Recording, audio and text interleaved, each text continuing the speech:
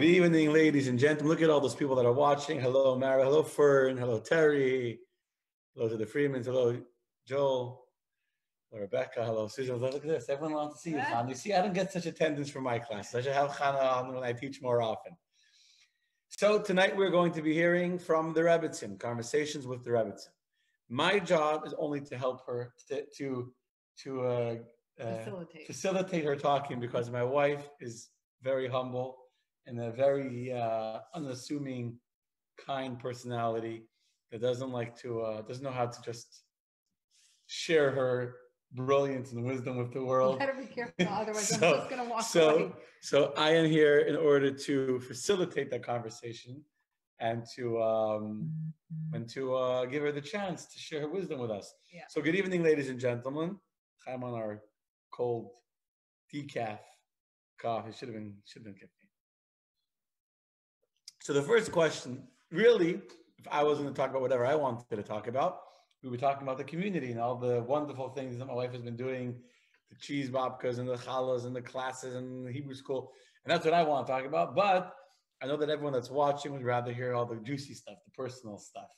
So before we get to what you've been doing on the communal level, tell us what it's been like raising your beautiful family of 7 young kinderlach at home, keeping them entertained in school.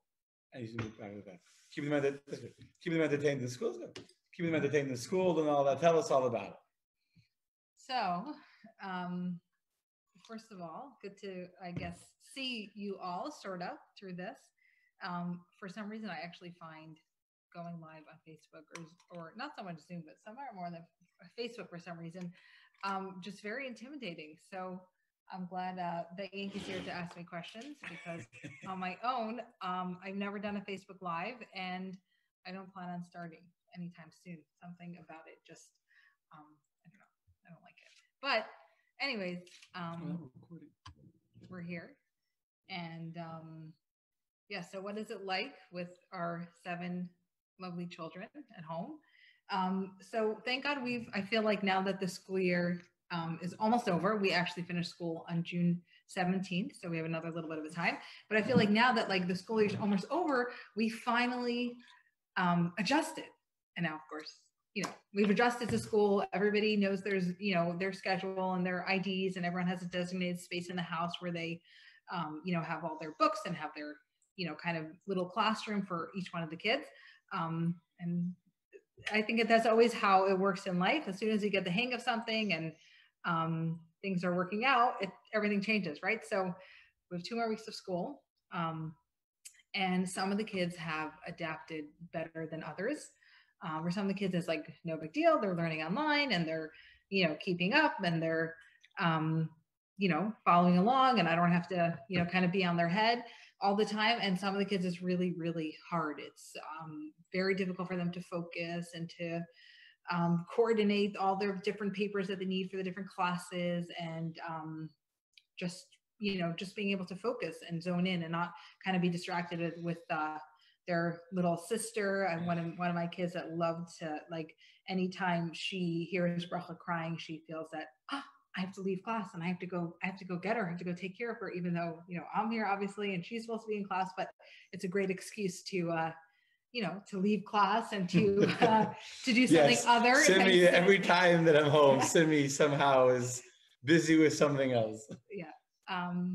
But I think that what I've been telling myself a lot is that the most important, during all of this upheaval and all that, I think the most important thing for kids is that it is not an emotionally traumatic time. Like, there's so much uncertainty and there's so much fear and all of that, and everything about what our lives and obviously their lives has totally been just so different, and more than how, what they're up to in their math and what they're up to in their reading level and in their chumash and in their all of that is really making sure that they don't view back, don't look back in their lives of this as a traumatic time. And that, so as a mother, even though I'm a teacher also, I'm most concerned that they're emotionally doing okay and that they're adapting. And I think also it teaches them a very important lesson on, like flexibility, that life doesn't usually go the way you plan it to go. And life is in all different forms always going to be unexpected. And part of being a healthy adult or a healthy person is being able to kind of try to adapt and try to be productive and be comfortable with in all kinds of situations. in all kinds of situations. So I think that's a really, really important life lesson for the kids, that more than how exactly they're doing in their every individual subject, is much more that they're adapting, they're adjusting, they're so well-rounded. As I'm listening to my wife talking, I'm thinking of what it says that in Judaism, the woman is called the Akeres Habayis, the foundation of the home, and that's really actually the most important virtue in Judaism, as we discussed a lot in the beginning of this whole quarantine, that Judaism is a religion that is about the home. Judaism is not a religion about the synagogue and about the communal worship, despite the fact that us rabbis would like to believe that it's all about us, but actually it's really about the home. And when I listen to my wife talking about the importance of teaching children flexibility and that they should have a non-traumatic experience, I'm thinking to myself, Baruch Hashem, thank God that my wife is the one home all day with them, not me, because I, by nature, am a much more rigid, by the book person, and I would be much more on top of Simi being next to her computer and all of that, which maybe they would learn to drop more, but it would be a much more tense environment in the home instead of being the peaceful, happy, serene environment that it actually is. And that's very, very important. And as my wife said, and this is something I've recognized is true, and we're doing this together, is to make sure that these months that we're living at home and every Shabbat and all that, these are memories that our children will have for the rest of their lives. All of us that are watching, our kids and our families will remember this time for the rest of our lives. And it's important that it's a positive thing. So even if some things don't work out or they learn a little less and etc., but when they look back later on, one day they'll be telling their kids the story of the quarantine of 2020, the great pandemic of their childhood. It should be happy memories. Yeah. So. And I mean, there definitely are times when I'm like, oh, I just need to get out of the house by myself, and not be kind of taking care of the kids all the time. But it is very nice just to kind of not have to run anywhere, not have to go anywhere, and just to kind of have just lots of time, lots of quality time together to just enjoy them. Because I think that the older your kids get, the older our kids get, the more you realize how quickly the time passes, and how quickly, really in the big scheme of life, it's just so few years that you have when they're under your roof and that they're needing that constant care and that constant attention. So thank God. I will agree though with my wife said before, that getting everything now, it's kind of settled. In the beginning, and especially before, I was internally teaching myself to be more relaxed about the time at home. Every single morning, 9 a.m., 6 of our children had to be on some device to do davening, to do the morning prayers with their teachers. Our kids are in an amazing, amazing school, Hebrew Academy. And from what I understand, it's different than in the public schools where the kids are doing a lot of self, with quizzes and papers. They have Zoom meetings with their teachers, whole schedule. My wife had a whole Excel sheet, each kid, what time is their Zoom meeting, what's the ID, what's the password. And 9 o'clock in the morning, they were all starting. They wasn't staggered the first time. Until we got everyone on the device and everyone got settled and found their place in the home where they wouldn't be disturbed by somebody else. And so that was my job early in the morning. So, but that was my responsibility before I left the home. And it was like it was a little stressful, but now it's good. All the kids are already in the routine. Everyone has their place ready. They all have the device. So there's no arguing who gets to use the iPad, who gets to use the tablet, who gets to use, Okay, Chana, share with us the most acute experience, acute story when your kids that happened learning online on a computer. So Menucha, who's 4, going to be 5 in the summer, has been saying really the funniest things. The wisdom of a 4-year-old. Yeah, There's nothing like learning. She tells me the other day, I'm ready to be a mommy because I know how to work the iPad and I know how to work the tablet and I know how to be nice to kids. So I'm ready to be a mommy. And it was just adorable in her 4-year-old mind that's what you need. You need to work iPads and tablets and be nice to kids and you're good to go. What else did she say? Oh, she was telling me that her teacher about muting. That her teacher loves learning online because in school sometimes when the teacher's trying to tell a story or teach them the ABCs, some of the kids are talking and not everyone can hear the teacher. But when they're learning online, the teacher can just mute everybody and they can hear, the kids can hear her very well. So it's just amazing how a 4-year-old kind of just, sums it all up. The whole struggle and the whole, I guess the benefits of online learning. She has it down pat. She's ready to be a mommy. Yeah. So the follow-up story to that, I guess, is today during dinner. So during dinner, were you shopping or you were home? My wife went to go get the Shabbos groceries, and so Menucha was very excitedly sharing with me and everyone at the table the story of Samson, the story of Shimshon, because this week's Torah reading is the parsha that discusses the Nazir, the Nazirite, the one that makes a vow not to cut his hair, not to drink wine or eat any grape products, not to come into contact with any impurity or any death. And the most famous of all Nazirites is Samson, Shimshon HaGibor. So it's this week's Torah reading, and her Mora taught them the story. And the last few days, they've been learning the whole story of Samson and how his wife Delilah was trying to find out the secret to his strength. And so Menucha is telling me in great detail this story. And Mushka and Simi were having a hard time with that. First of all, because she wasn't letting anybody talk. So we were like joking, like, where's the mute button on Mushka? She wasn't like, and then Simi wanted to ask me a question about something she learned today.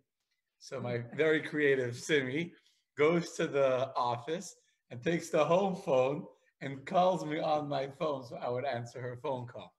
So Menucha had already been talking for a long time, so I felt it was Simi's turn. So I answered the phone, I answered Simi's question. And then Mushka went to the office to go talk to me on the phone when I was sitting at the kitchen table. And then I told Mushka, I'm hanging Menucha off the table. You can come back to the table. But Menucha was actually waiting for me very patiently to get off the phone.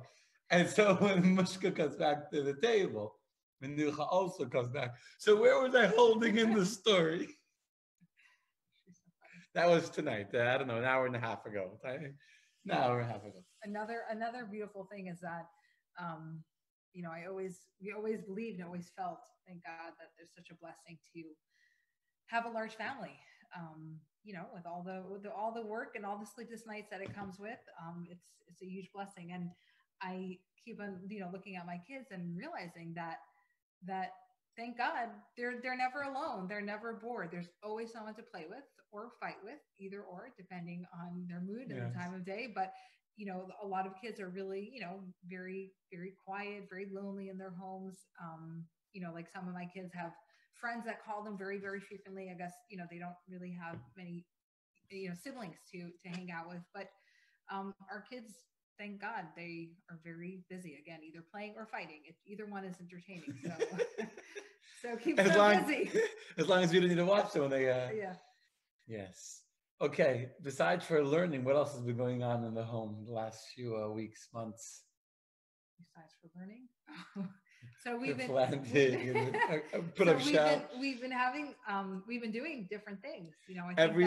I think that one of the, I guess for me this is different, doing a Facebook Live. That's it's actually one thing that I kind of wanted to do just to do something that you're not comfortable with and just to get over it. So I'm glad that I'm doing that. But all different things around the house that we've been doing. I think that you'd be very, very shocked to hear, but we actually built a closet. We had this under our stairs. There's like this nice kind of, what do you call those closets that go? A little storage closet under the staircase. And when we moved in, we're like, oh, this is a perfect space for all the kids' toys. We have all the toys in that closet, and it's accessible, but it's out of the way, and it's so since we moved, we're talking about putting. It's only 8 months, 10 months, almost a year. We moved in July. Oh yeah, it's almost a year. Wow, it's almost a year since we moved 10 in. 10 months that we lived here. Yeah, I know. I can't believe it either. But it's. By the way, it's a year in our home. We did not get to use our home as much as for us living at home, right.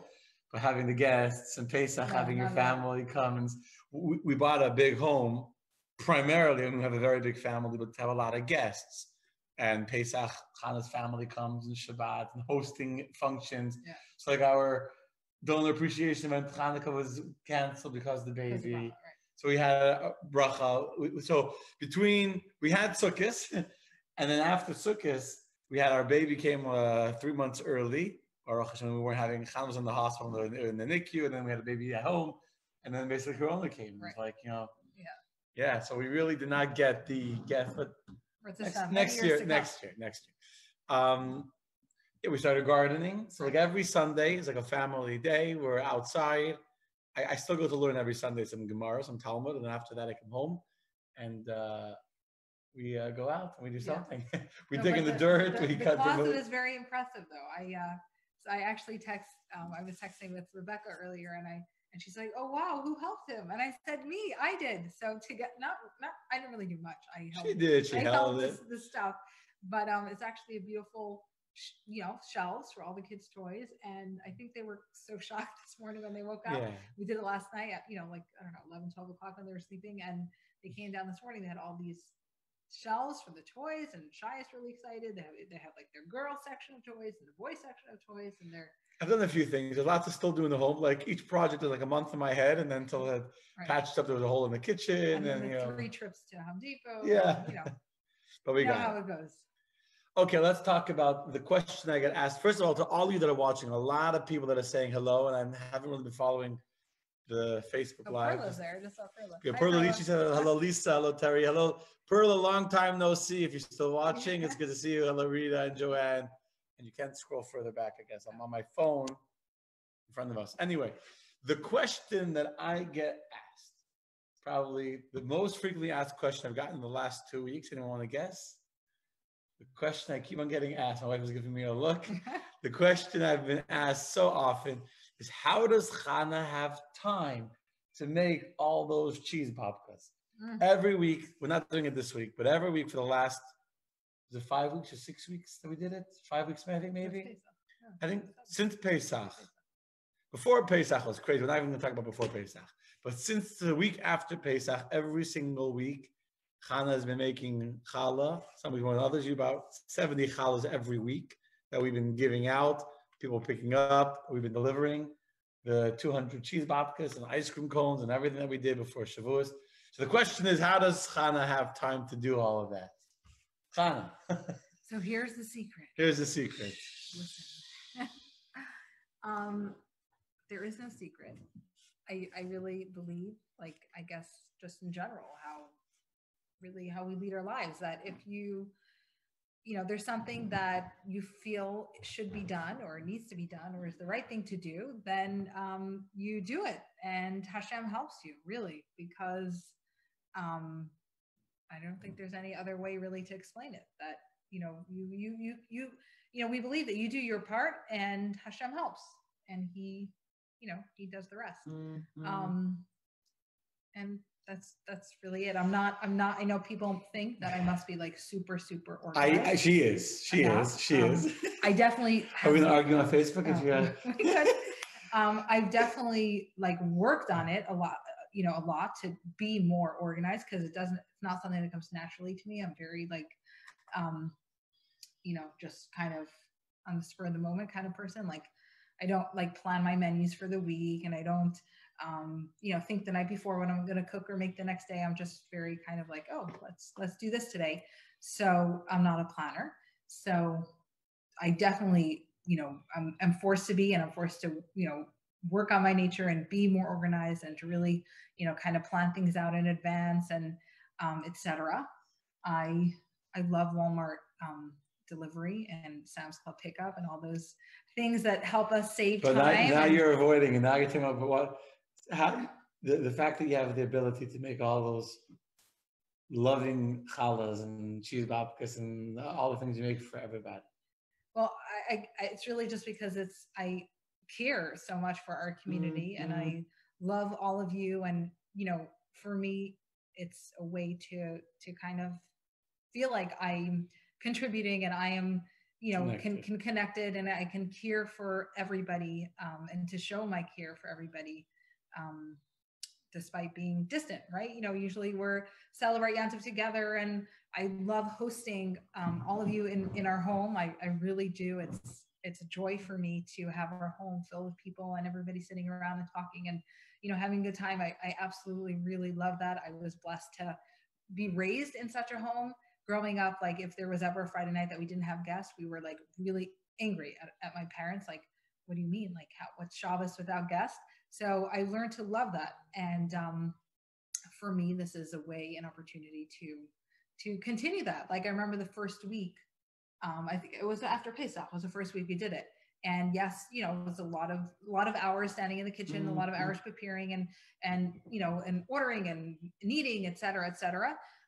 But I felt so normal for the first time in a long time. I felt like I was doing, the things that I love to do and really connecting with my community and with all of you. And people always say like, oh, you should open a bakery, you should open a catering. And I would never, ever do that because it's a lot of work, and it's only something that I do that I would ever do out of love and out of, just wanting to give. And if it wasn't for that, then I absolutely would not do it.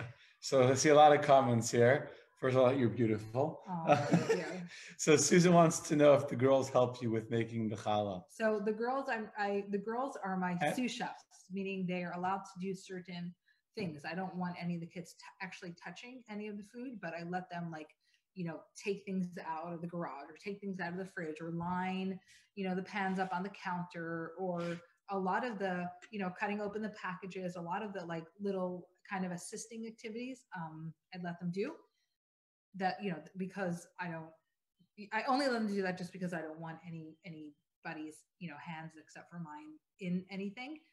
But at home they do help a lot. Like Mushka bakes really well. She's very precise in her measurements and and all that. And she happens to bake.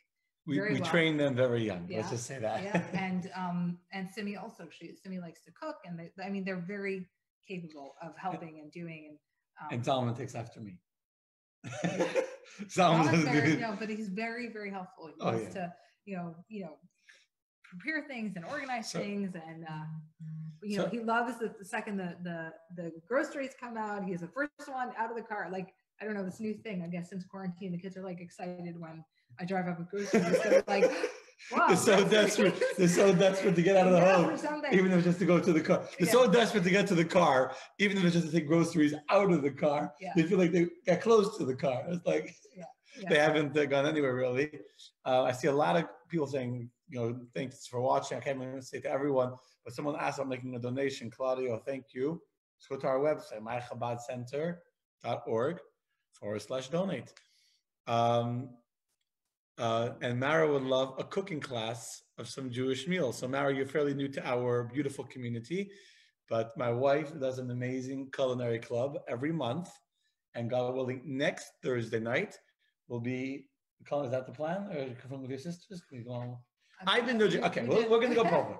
I have for already a month, more than a month, been encouraging my wife that she should do a culinary club together with her sister. She has a sister, Shani, in Boynton. She has a sister, Mussi, in Arizona, maybe with her mother in Brooklyn. And I've had this idea for a long time. I don't do cooking clubs. That's not part of my forte. But I've been encouraging her, and maybe we'll maybe see. They'll do it. 1 week we'll do it. I don't know if it'll be next week. So it won't be next week. It'll be a week later. We will. You will get to see not only my beautiful Chana, but all of the sisters in the family. Yeah. And your mother should join too, although she's gonna say, I don't know how to make anything. She's gonna say she wants to watch us. But hopefully she'll be convinced. Hopefully she'll do it. And so I think that'll be, if it's not gonna be next week, it'll be the week after. The culinary club will have the Chana, all of her sisters doing it together, I think. So that'll be a great idea. Let's talk about shul a little bit. You missed the community, you missed shul going. So actually, it felt very good last Shabbos too, on Shavuos. That so we had the regular service Friday morning and then Friday evening, which on Shavuos is a custom to read the 10 Commandments, and it's a custom that the Rebbe encouraged very much that everybody, little babies, everyone should really come to shul and hear the reading of the 10 Commandments. So we didn't want there to be too many people in shul at a time, so that's why we had the regular minyan in the morning, and then in the afternoon at 5 o'clock. It wasn't so regular because the rabbi didn't give a sermon, so we kept the services. We kept the services as short as possible. And an important announcement. So we started doing the Shaberach of the Torah. If anyone that's watching online has someone that they want me to say a prayer for at the Torah, someone that is sick, don't put on the comments how I'll lose it, but send me an email or a message of their Hebrew name and their mother's Hebrew name, and I will absolutely put them onto my prayer list. My old lists got so big and so long, and so we're going to start fresh. Please let me know if there's someone that you want me to pray for. I really would be. That's what we're here for. Yeah. So we were saying about having services last Shabbos. So or Shavuos, last Friday was Shavuos. So we had a service at 5 o'clock in the afternoon just to kind of have smaller crowds, less people, and it was a very nice feeling to come to shul. We had all the chairs, spaced out. I guess they were 8 feet or 10 feet apart, or whatever. 8 feet. Our guidelines are 8 feet apart. 8 feet apart, and obviously we had hand sanitizer at the door, extra masks if anyone didn't, come with one already. And even though services were very, very short, we just did the reading of the 10 Commandments and gave out ice cream cones, the ready-made cones as people were, were leaving, so that everyone ate outside. But it was just a nice feeling to feel that like there's an end in sight and things are slowly coming back to normal. On Monday, I was very excited because TJ Maxx opened and Home Goods opened. So I was like, we're slowly.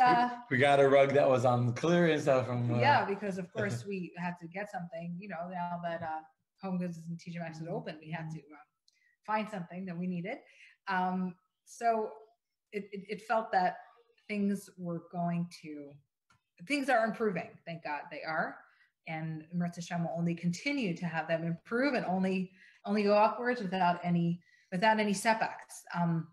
I think that we have to be very critical about the information that we choose to listen to. The more that we listen to, like, it's everything, there's going to be a second wave and things are going to, go back and things are going to be terrible again. The more anxious we feel, the more afraid we feel. And it just doesn't do us any good. And the bottom line is nobody truly knows what's going to happen and what's going to be. So I choose to be critical about the information. I filter in to myself and I allow myself to hear and allow myself to analyze, because really absolutely nobody knows. And I'm choosing to be hopeful and be optimistic that we're just going to improve. God willing. So last night, I don't think you heard this part. Our program last night, every single night we have a class going on. So last night our class was a guest speaker, Rabbi Label Wolf. So he actually was right on the money. He was right on target, and he said that coronavirus does not cause stress or anxiety, and riots happening. Someone texted me, there's riots happening now. Riots don't cause stress or anxiety. We cause stress and anxiety. We, depending on how we frame the stimuli of our existence, that's, the way we frame what's going on, the way we process what's going on, we decide if we're going to get stressed out by it, or we decide if we're going to be positive and think about it in a positive way. And as explained, the more you think the more you think about the negative things in the stressful way, the more you create a habit of getting stressed out by that information. Which, by the way, if I can repeat it, patience, they say that patience is guaranteed to come, anyone that's willing to wait for it. But that's actually not true. I was going to say practice. I know it's really no. The joke is that patience will come to anyone that's willing to wait for it. But that's actually not true. Because patience is not about choosing to delay gratification. Patience is usually not a choice to get it now or get it later. Usually we don't have a choice. Right. Patience is choosing how to wait for it. So we have to wait until things go back to normal, but how we wait, the mindset that we have at the moment is very important, which is what my wife was saying before about the energy in the home and not allowing this time to be a traumatic time. It really, one thing that bothered me, especially more in the beginning when we were thinking about this whole lockdown, knowing people that will be trapped in very abusive homes, not only physically abusive, but emotionally abusive homes where there's just a very unhealthy energy in the home, a lot of negativity where the parents don't have positive, loving words. Unfortunately, we see it as leaders in the community, we see it. And knowing kids will be stuck in this kind of environment with higher tension, it really something that bothered me. There's nothing you could do about it. There's literally nothing that we could do. And so having that right mindset is very, very important. Yeah. Yes. And one of the things that I kept telling myself is that so far every worst case scenario that has been predicted, like originally they were predicting that we would run out of ventilators and we would run out of protective gear in the hospitals, and people would just be left to kind of die in the hallways because they just would not have enough ventilators. So thank God that never happened. There haven't been millions of deaths. Obviously, every single death is too many, and losing my grandfather it's obviously very personal, and losing unfortunately too many members in the Crown Heights community.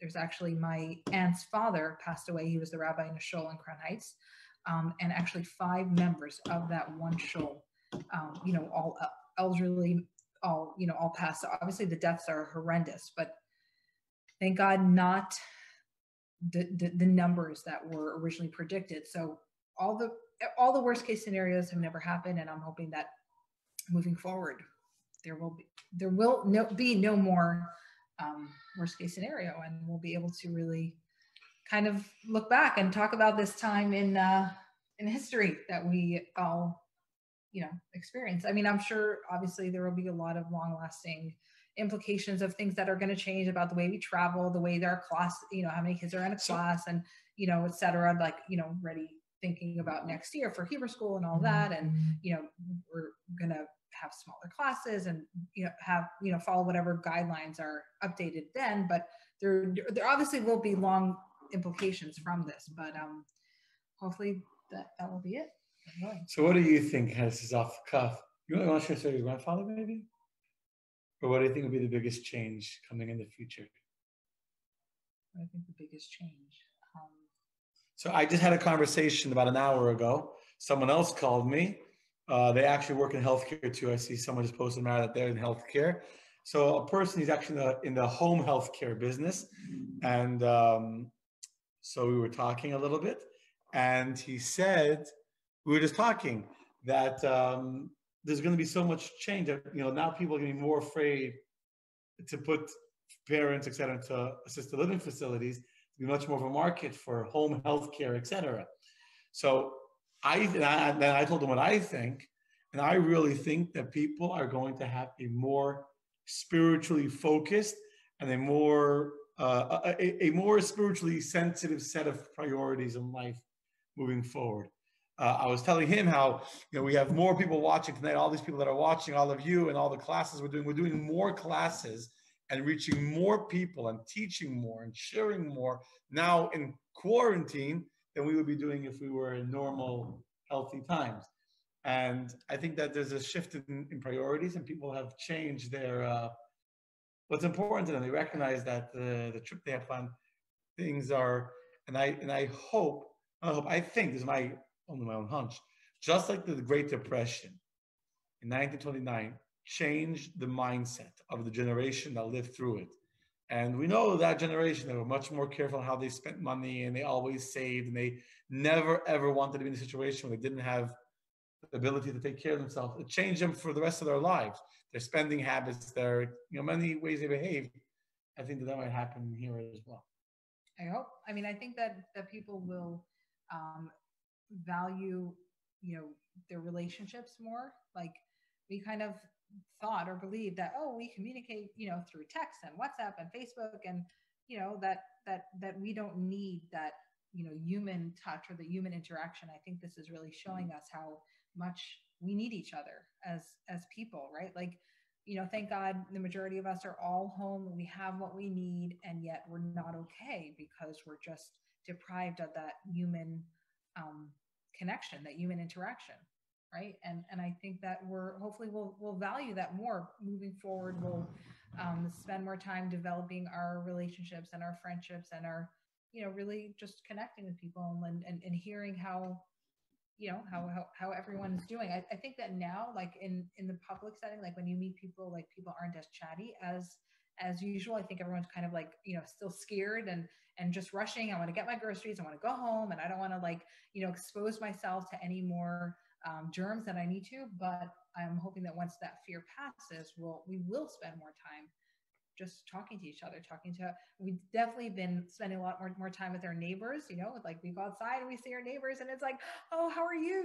Like it's just, we recognize how much we need that human connection and how much we crave it and need it, and we should value it. I hope more than we have. I know, like, for the kids, like they miss going to school, and for the rest of their lives, when they complain to me about going to school, I will absolutely remind them about how they missed going to school.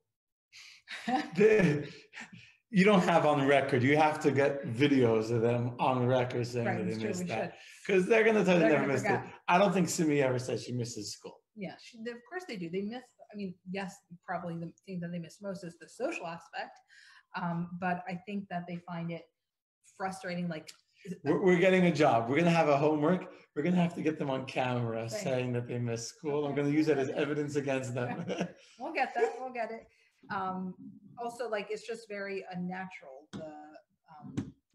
the way that they're learning, because, they have an answer, they have something they want to contribute, there's something they want to say, and that normal back and forth conversation with the teacher isn't there. So even the teachers, I think they miss that aspect, I think.